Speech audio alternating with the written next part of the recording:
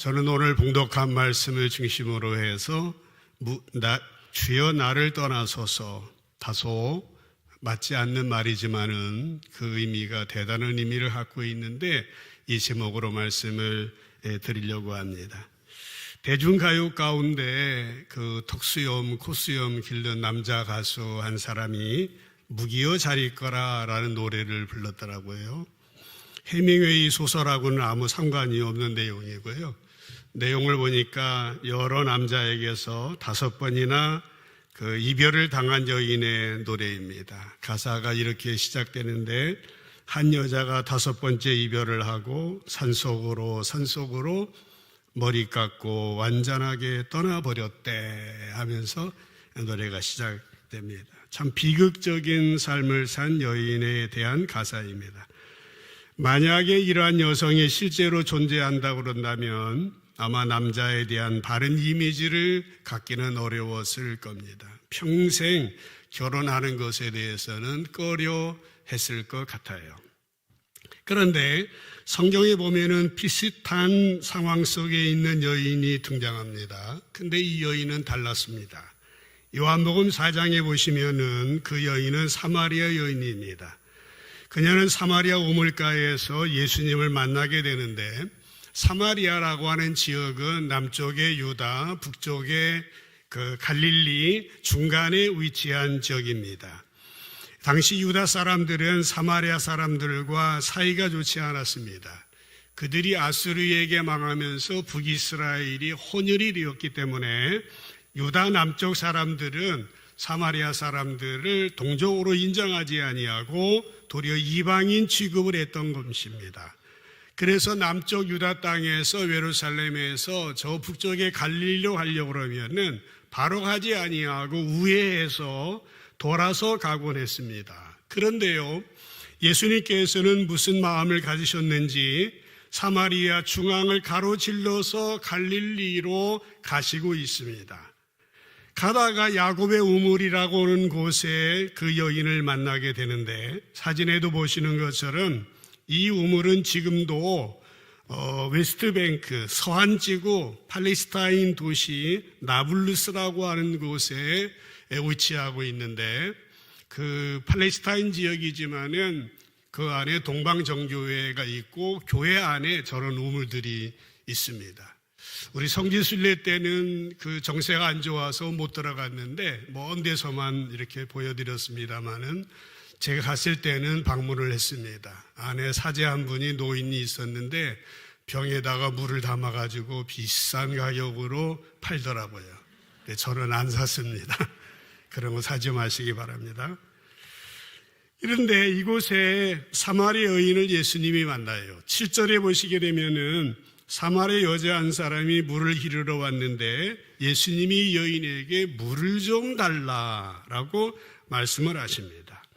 이 여인은 반문합니다. 당신은 유대인인데 어찌하여 사마리아 여인인 나에게 물을 달라고 하십니까?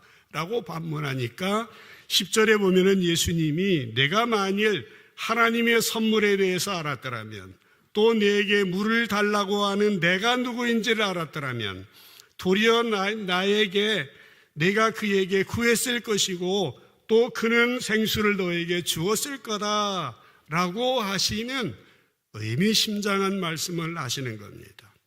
그러자 이 여인은 11절에 보니까 새 번역으로 선생님에게는 두레박도 없고 물은 깊은데 어디서 생수를 구하신다는 말입니까? 다시 반문을 하는 겁니다. 여기에서 이 여인의 호칭에 대해서 눈여겨보시기 바랍니다. 선생님에게는 이것도 저것도 없는데 어떻게 생수를 구합니까? 그러니까 예수님께서는 14절에 넘어가서 그러나 내가 주는 물을 마시는 사람은 영원히 목마르지 않을 거고 내가 주는 물은 그 사람의 속에서 영생에 이르게 하는 샘물이 될 것이다 라고 말씀을 하였어요. 그때 여인은 15절에서 선생님, 그러면 그 물을 나에게 주십시오. 그래서 내가 목마르지도 않고 다시 물길로 오지도 않게 해주세요. 그렇게 대답을 합니다. 그때 16절에 예수님은 뜬금없는 말씀을 하십니다. 가서 내 남편을 불러와라. 그러니까 이 여인은 나는 남편이 없습니다 라고 말했어요. 예수님은 그래 네가 남편이 없다는 말은 옳도다. 그러나 내게는 남편이 5이 있었고 지금이 있는 자도 내 남편이 아니니 내가 제대로 말하였도다. 이렇게 말씀하시니까 여인은 예수님 뭐라고 합니까? 선생님, 내가 보니까 당신은 선지자시네요 라고 대답을 합니다. 두 사람의 대화가 이렇게 이어진 후에 25절에 보면은 이 여인은 중요한 고백을 하고 있습니다. 메시아 곧 그리스도라 하는 이가 오실 줄을 내가 아는데 그가 오시면 우리에게 모든 것을 알려주실 겁니다 라고 말했을 때에 예수님이 26절에서 내게 말하는 내가 그라, 내가 메시아고 내가 그리스도다 라고 말씀을 하시니까요, 이 여인의 그 이후의 행적은 어떻습니까? 29절에 보면은 자기가 물길로 나온 것도 잊어버리고 동네로 돌아가서 사람들에게 말합니다. 내가 행한 모든 일을 내게 말한 그분이 여기 있으니 와서 보십시오. 이분이 바로 그리스도가 아닙니까? 라고 하면서 예수님을 그리스도로, 주님으로, 메시아로 전하게 되니까 30절에 보면은 그들이 동네에서 나와 예수께 오더라 라고 기록을 하고 있는 것입니다. 사랑하는 여러분, 우리는 이 말씀에서 예수님과 사마리아 여인과의 대화의 발전 과정을 살펴볼 수 있습니다. 특별히 이 여인이 자기와 이야기하고 있는 그 상대에 대한 인식이 계속 바뀌어져 가는 것을 발견할 수 있습니다. 처음에 이 여인은 예수님을 어떻게 알았습니까? 유대인 남자로만 알았습니다.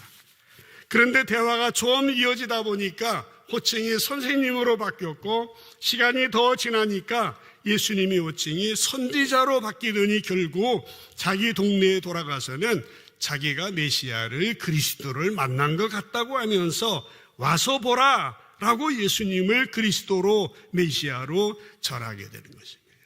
이 여인은 예수님의 생애 최초의 전도자가 되는 것입니다. 사랑하는 여러분, 여기서 우리가 중요하게 봐야 될 것은 무엇입니까? 이 사마리아 여인이 예수님에 대한 인식의 변화입니다. 예수님에 대하여서 어떻게 생각했느냐라고 하는 겁니다. 분명히 예수님이 바뀐 거 아니에요.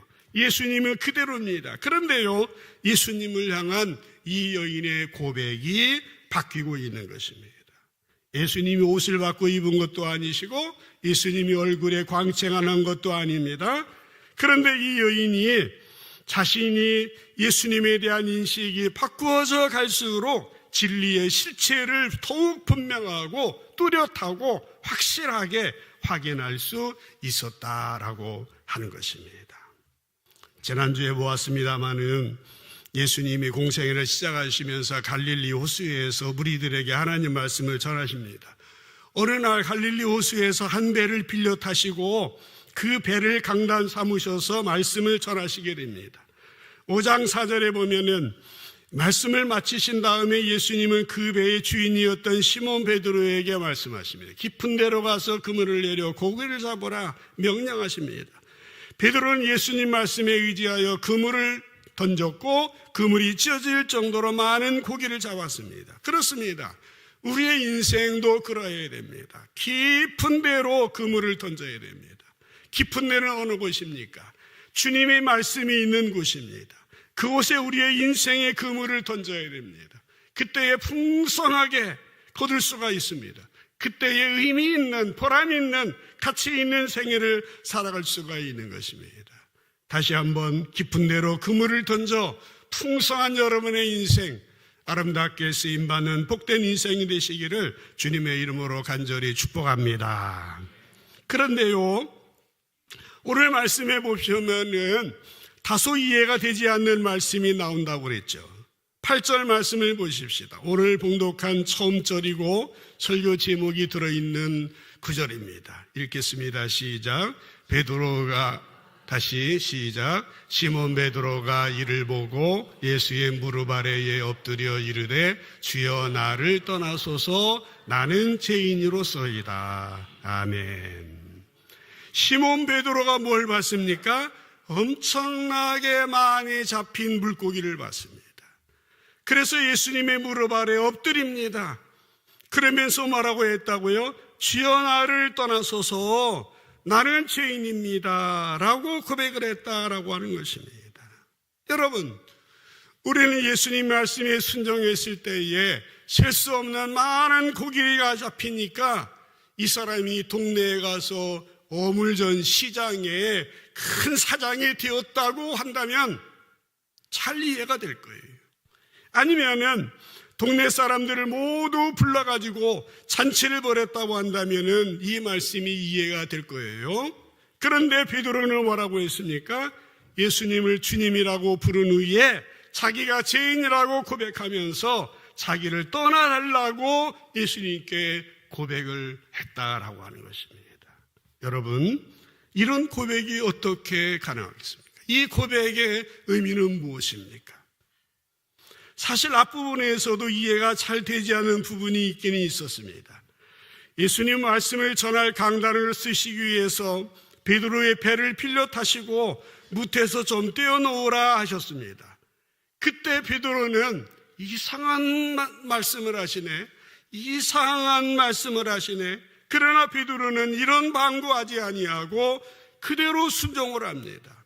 우리는 당연하게 베드로와 예수님의 관계가 스승과 제자의 관계니까 그럴 수도 있을 거라고 생각하실지 모르지만은 그것은 한참 나중에 이루어진 관계인 것입니다.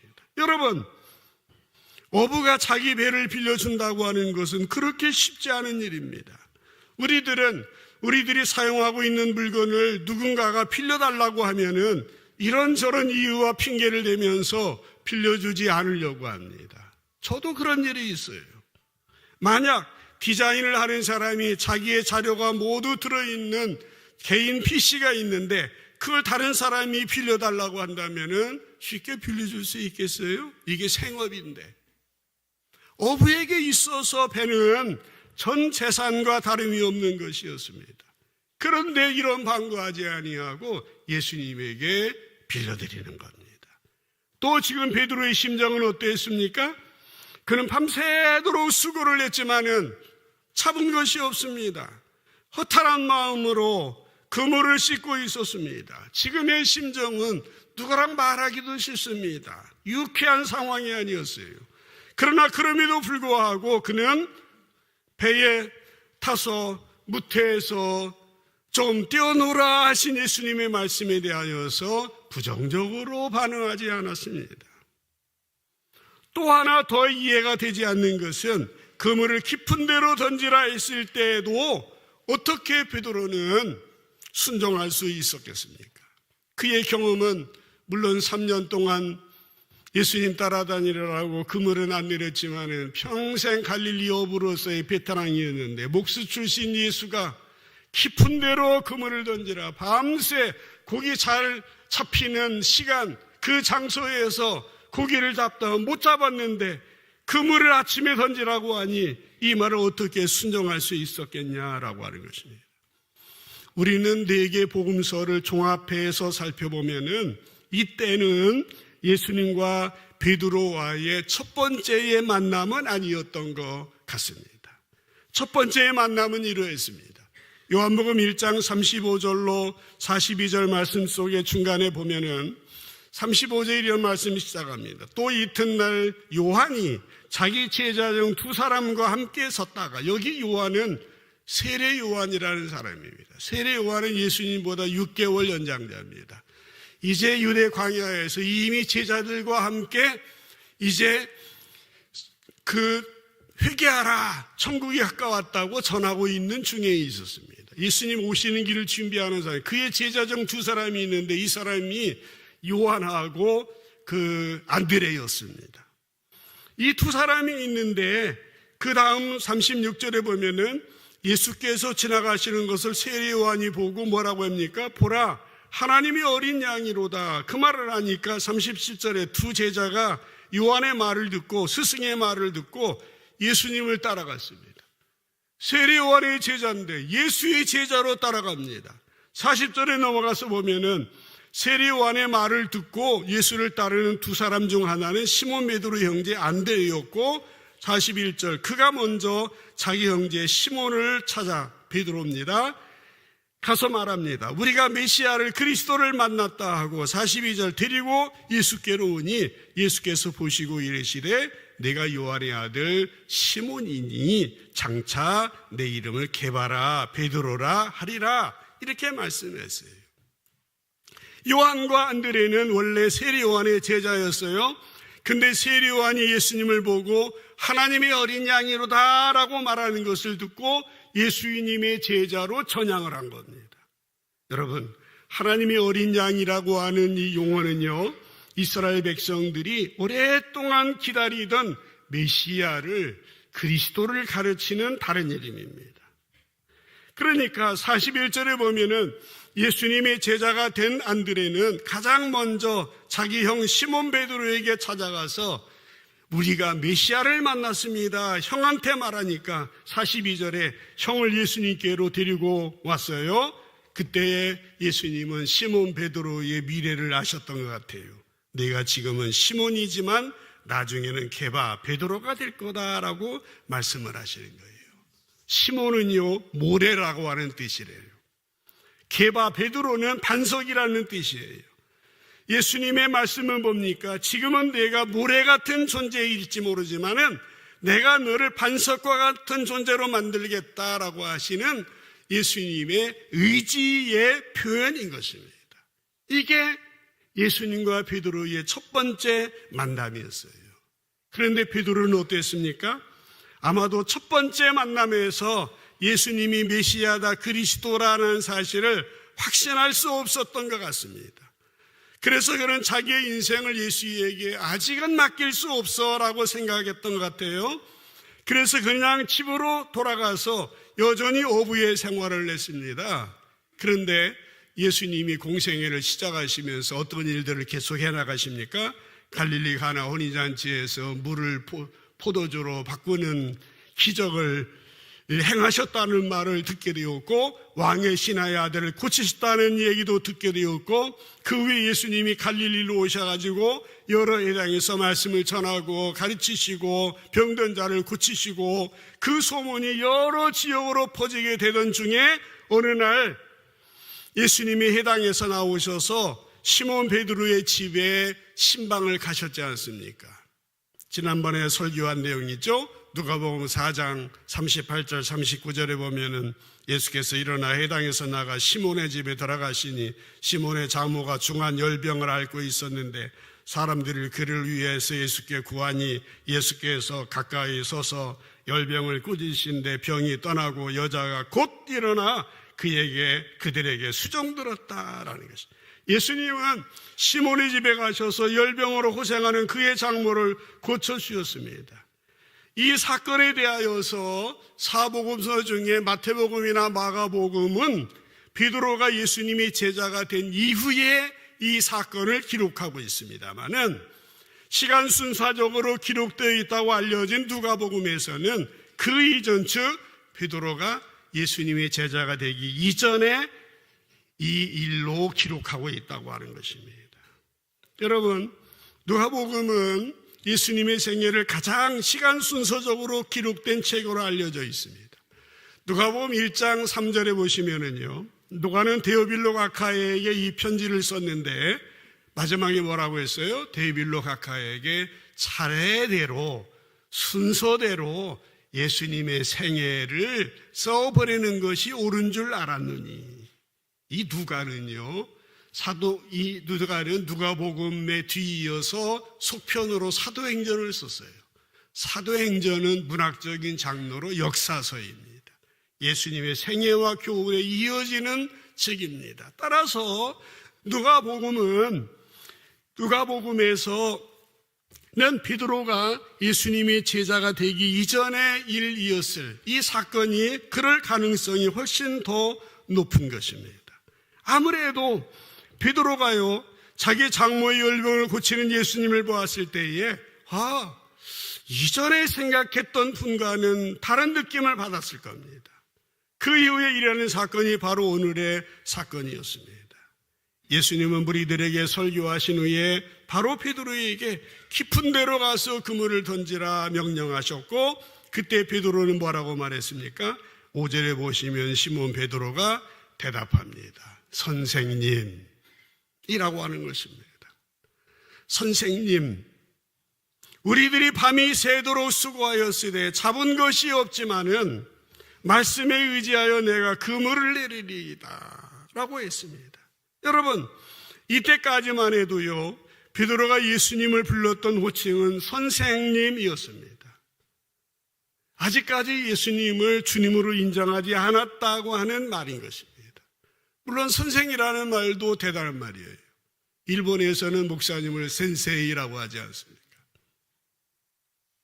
이 말도 귀한 말이지만은, 그러나 아직까지 예수님을 주님으로, 메시아로, 구세주로 인정하지 않았던 것입니다. 그런데 예수님의 말씀에 순종했을 때에 그는 그물이 찢어질 정도로 많은 고기를 잡았다라고 하는 것입니다. 여러분, 그 순간은 단순히 베드로의 그물이 찢어지는 순간이 아니었고 그의 마음이 찢어지는 순간이었던 겁니다. 그의 마음이 새로워지는 순간이었어요. 그는 더 이상 예수님을 거부할 수가 없게 되었습니다. 이제는 더 이상 예수님에 대하여서 계산할 수가 없게 되었습니다. 그는 본격적으로 예수님의 제자로서의 삶을 시작하게 되었다고 하는 것입니다. 여러분, 본문의 초점이 뭔지 아십니까? 예수님이 많은 사람에게 말씀을 전했다든지, 베드로가 예수님 말씀에 순종했더니 고기를 많이 잡았다든지, 그 말씀이 중심이 아니라 이 본문의 초점은 베드로를 깨우치는 데 있는 것입니다. 베드로를 제자 삼는 일에 있었던 것입니다. 그래서 수많은 사람들을 도구로 사용하시고 물고기를 조연으로, 엑스트라로 사용하셨던 것입니다. 우리 신앙생활에서 얼마나 중요한 부분인지 몰라요. 이전 것은 지났으니 보라 새 것이 되었도다. 우리의 생각이, 우리의 시야가, 우리의 가치관이, 우리의 인생관이 깨우쳐져야 됩니다. 그물이 찢어질 정도로 우리의 사고방식이, 우리의 경험이 달라져야 하는 것입니다. 목사님, 제가 50 넘어 60이 넘어 70이 넘었는데 저 바꾸려고 생각하지 마십시오. 그렇게 답하시는 분들이 있더라고요. 아닙니다. 신앙생활은 새로워지는 겁니다. 변화되는 것입니다. 날마다 주 예수 그리스도의 장성한 분량에까지 이르기 위하여서 나 자신을 쳐서 복종시키고 주님 앞에 제로비에스에서 항상 시작해야 됩니다. 코람되고 주님 말씀 앞에 우리가 서 있는 거예요. 그게 우리의 신앙생활입니다. 내가 하나님 앞에 어떤 존재로 서 있느냐. 그래서 오늘 베드로는 놀라운 고백을 한 것입니다. 8절을 다시 보면 시몬 베드로는 이를 보고 예수의 무릎 아래 엎드려 이르되 주여 나를 떠나소서. 내가 죄인입니다. 이렇게 고백한 겁니다. 비로소 베드로는 예수님을 주인으로 인식하게 되었던 것입니다. 그래서 그는 주님의 제자로서 풍성한 삶을, 보람있고 가치 있는 인생을 살아갈 수 있게 되었는 것입니다. 인식의 변화가 중요한 겁니다. 사고방식의 변화가 중요한 겁니다. 물론 베드로의 인생을 보면은 그 이외에도 많은 실수가 있어요. 허점이 있습니다. 그 정도 많이 들었습니다. 그러나 그는 자신의 모든 것을 버리고 예수님을 따랐고 예수님 말씀처럼 모래에서 반석으로 바뀌어 갔다라고 하는 것입니다.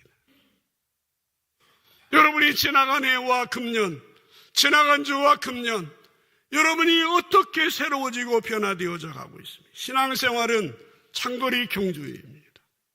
장거리 경주예요. 항상 주님 앞에 바로 서야 됩니다. 잘 생각해 보시길 바랍니다.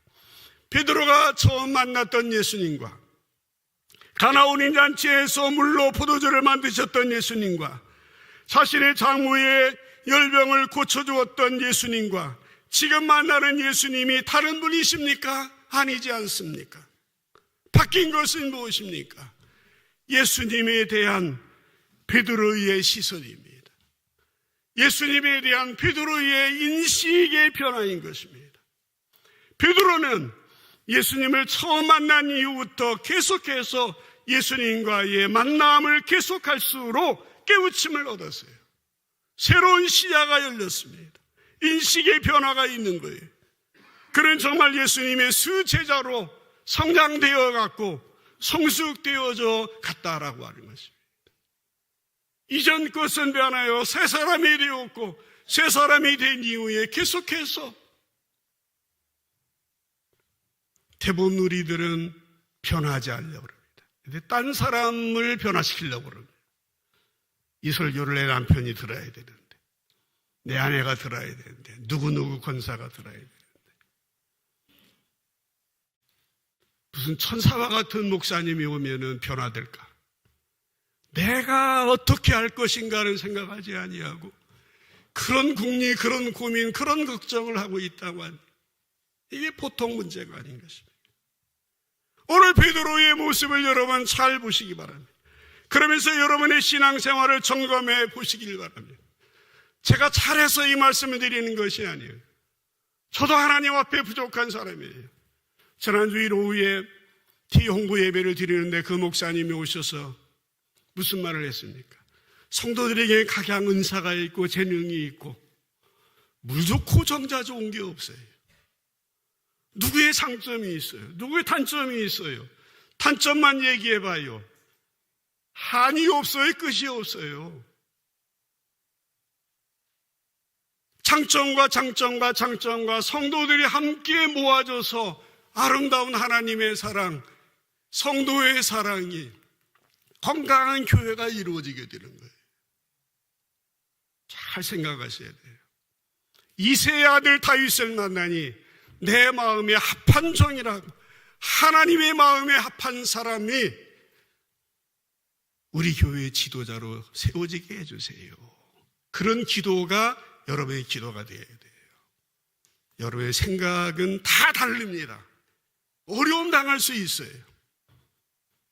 중요한 말씀을 제가 드리고 있습니다. 여러분의 신앙생활을 점검해 보시게. 하나님 앞에서 내가 어떤 사람인가? 내가 분명히 말씀과 기도의 사람인가? 사랑의 실천과 전도의 사람인가?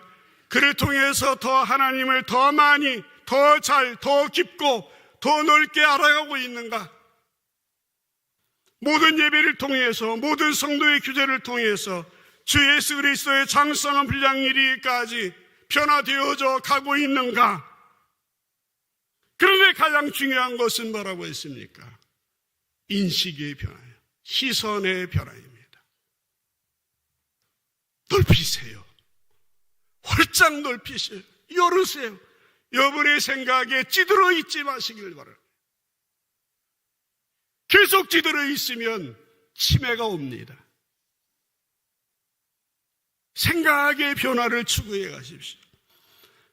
이런 변화가 여러분에게 일어날 때에 주님의 교회는 더 행복한 교회, 더 은혜로운 교회, 여러분의 인생은, 여러분의 자녀는, 여러분 주변에 많은 사람들이 찾아오게 될 거예요. 여러분 주변에 좋은 사람들이 모여들게 될 거예요. 우리 삼성제일교회가 흥왕된 교회가 될 것이고 우리 성도들의 생애가 행복한 믿음 생활을 하게 될 줄로 믿습니다. 중요한 것은 나로부터 시작해야 돼요. 목사도 나로부터, 여러분도 나로부터, 그 속에 하나님의 역동이 일어나게 되는 거예요. 프랑스의 소설가 빅톨 위고라는 사람이 레 미제라블이라고 하는 소설을 썼습니다. 그 주인공이 장씨입니다. 장씨들이 깜짝 놀라서 눈을 번쩍 떼. 장은 존이라는 뜻입니다. 요한. 한국 장씨는 아니니까. 장발장. 원래 착하고 사는 사람이었어요. 그런데 가난합니다. 빵을 살 수 없어요. 누님이 있고 조카 7명이 있는데 먹을 빵이 없습니다. 할 수 없이 빵집에 가서 빵 몇 개를 훔쳤어요. 붙잡혔습니다. 법정에 섰는데 징역 19년을 선고했습니다. 19년 동안 이 사람은 감옥에 있으면서 마음이 삐뚤어졌어요. 사람들에 대한 시선, 사람들에 대한 원망, 이 사회에 대한 증오를 품게 되었어요. 하지만 그는 교도소에서 출소한 이후에 갈 곳이 없습니다. 간 곳이 교회 성당이었어요. 거기서 묵게 됩니다. 사제로부터 이제 융성한 대접도 받아요. 그러나 그곳에서 몰래 은식기를 훔쳐가지고 도망가다가 수상해 여긴 헌병이 붙잡힙니다. 헌병은 장발장을 잡아서 그 사제에게 미리엘 주교에게 데려다 줍니다. 그런데 주교는 뭐라고 말했습니까? 은식기는 자기가 준 것이라고 대답합니다. 그리고 내가 너에게 은촛대를 주려고 했는데 잊어버렸구나. 이것도 가지고 가라.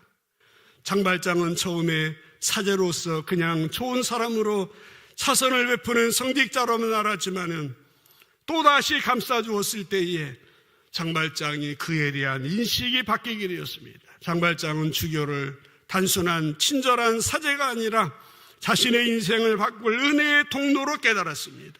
그 이후에 그는 죄인의 삶을 청산하게 되었고 새로운 삶을 살아가기로 결심하게 되는 것입니다. 이 소설에서 사제가 달라진 게 아니에요. 장발장이 사제를 향한 시선이 달라진 겁니다. 여러분, 우리의 인생에 있어서도 어떤 사람을 만나든 어떤 문제를 만나든 우리가 보는 시야와 안목이 바뀌어야 됩니다. 먼저 우리의 시야가 열려야 돼요. 열린 사고가 필요합니다.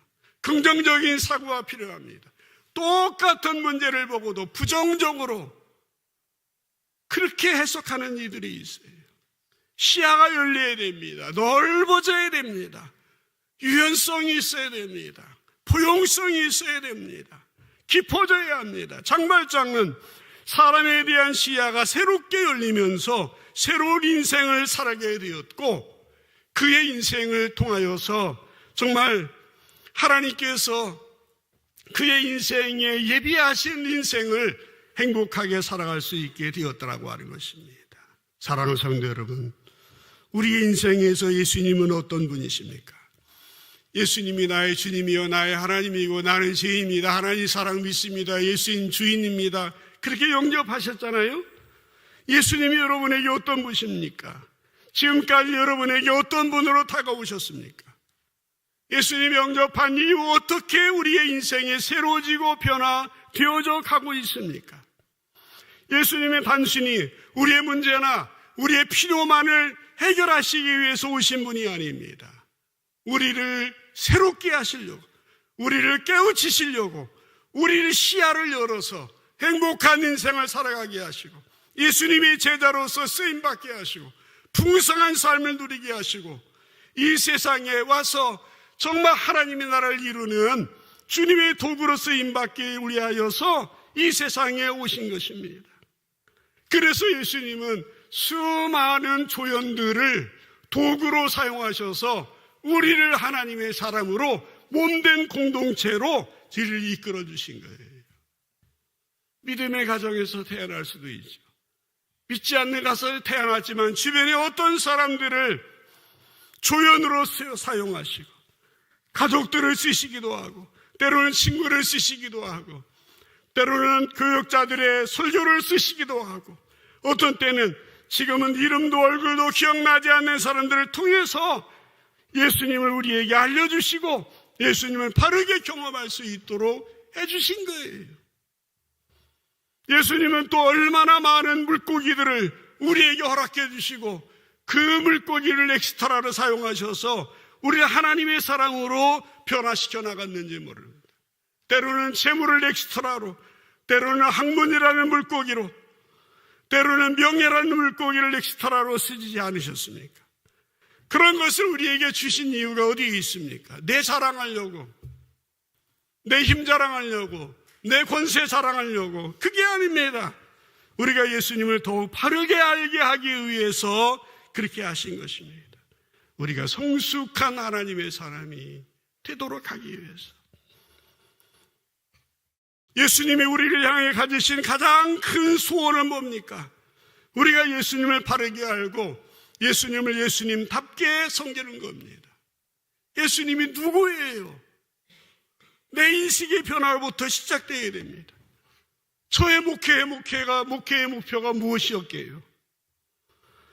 예수님의 소원을 이루어드리는 겁니다. 예수님을 바르게 알고 올바른 성도들의 삶을, 하나님을 사랑하고 이웃을 사랑하고 교회를 사랑하고 지체들을 사랑하고 주님의 일에 충성 다하는, 그러면 영혼이 잘 되듯이 범사가 잘 되고 강건케 되는 복을 누리는 성도들, 은혜에 합당한 예물을 드리고 은혜에 합당한 충성을 하고, 장로님이 잘못 모여서 하나님 죄송합니다, 죄인입니다 고백하셨는데 그런 고백이 얼마나 아름다운지 모르겠어요.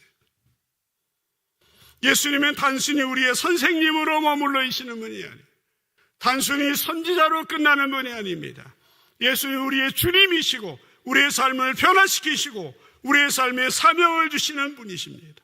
그래서 우리로 말미암아 베드로와 같이 오늘 21세기의 베드로로 주님의 참된 제자로 살기를 원하시는 것입니다.